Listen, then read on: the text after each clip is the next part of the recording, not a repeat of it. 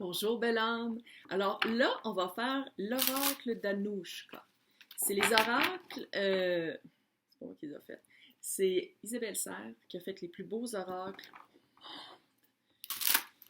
Le premier, je fais ça pour des clients quand ils veulent apprendre un petit peu plus sur leur vie passée, sur qu'est-ce qui s'est passé dans leur vie antérieure et tout ça. Donc, on commence par les vies antérieures.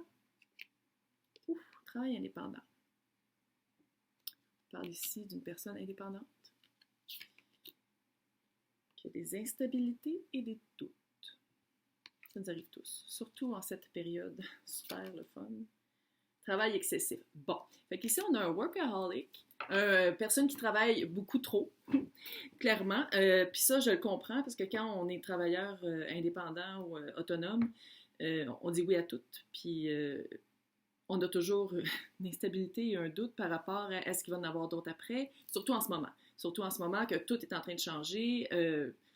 On n'a plus vraiment de barème sur quoi se baser parce que tout change. Et là, il y a un travail excessif, donc je ressens beaucoup de fatigue.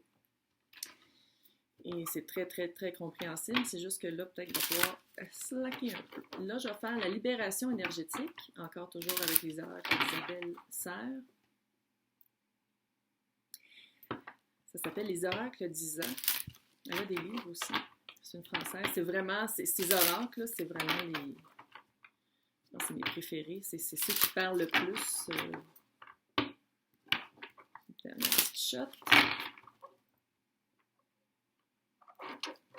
Donc, pour la libération énergétique, vous avez subi un abandon. Probablement dans d'autres vies ou dans cette vie-ci. Ouh! Transformation énergétique. C'est en plein le temps pendant la COVID, il faut le dire. C'est un bon temps pour faire du beau travail parce qu'on a un environnement extérieur nocif. Pour avoir rapport aussi avec le travail excessif, l'instabilité et les doutes. Alors ici, on a une personne, j'ai l'impression que c'est très lourd pour vous en ce moment. Vous avez besoin d'une transformation énergétique assez intense et probablement un changement d'environnement. Un changement pas juste de travail, mais un changement de vie, un changement de place où vous habitez. J'ai l'impression que vous êtes étouffé. Est-ce qu'on vous a abandonné? Est-ce que c'est le travail qui vous a abandonné? Est-ce que vous avez perdu votre emploi? Même si vous avez fait comme un burn-out, puis là, ils ont fait comme « Ah, on ne te prendra plus, tu as fait un burn-out. » Puis là, ça crée des instabilités, des doutes, puis là, ça fait encore plus de stress. Et mon Dieu! Ouh! Fait qu'il faut faire une transformation énergétique. Et là, je vais tirer 3 autres cartes, mais celle-ci du chakra du cœur, qui indique souvent quoi faire pour cette transformation énergétique-là, parce que là, clairement, c'est bien beau de dire abandon et environnement extérieur nocif, mais ça ne dit pas quoi faire.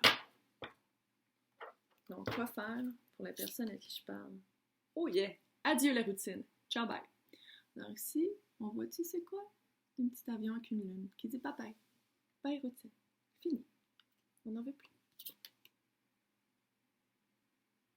Oh! Ton âme sœur n'est pas prête. Qu'est-ce que ça veut dire? Ah! Est-ce que ça serait un couple? Un instant. Est-ce que ça serait un couple? Puis il y a une personne que ça va pas bien, puis l'autre est comme oh, oh, ce n'est pas ton âme sœur. OK, un instant. Le couple, pour mettre encore plus d'instabilité et de doute, la personne pour qui je lis, là, votre âme sœur à vous, vous la connaissez pas, mais la personne avec qui vous êtes en ce moment n'est pas votre âme sœur. Oh, ça se corse. Comme on dit en anglais, the plot is sticking. Donc, adieu la routine. Adieu le couple. C'est tout ça la routine? La routine, ça pourrait-tu être le couple et la job que ça fait comme non?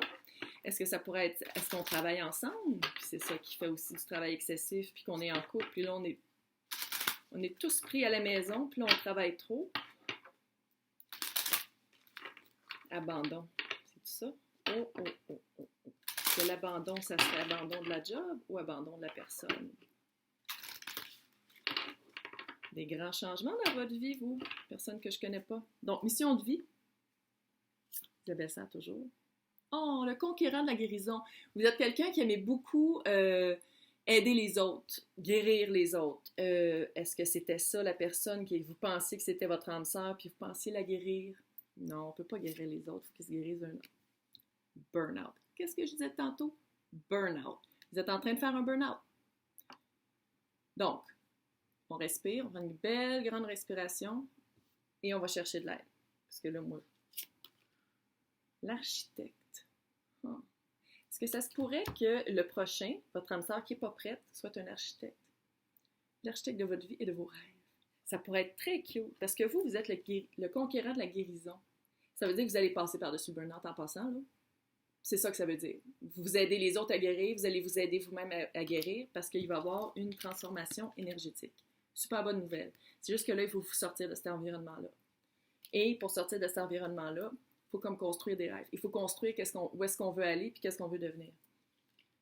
Mais une chose est sûre. Là, qu'est-ce que je vois, c'est vous allez déménager, le travail, ça ne marche pas, puis le couple, ça ne marche pas. Tout en même temps. Mais ça, c'est bon. Ça veut dire que vous repartez de neuf. Vous pouvez repartir d'une meilleure énergie, aller chercher la personne avec qui vous voulez vivre, aller exactement où vous voulez vivre et faire la job que vous voulez faire. Fait que, oui, là, c'est un peu chaotique, peut-être un petit peu paniquant, mais tout va bien aller parce que littéralement, là, vous êtes le conquérant de la guérison. Vous pouvez vous guérir vous-même. C'est super bon.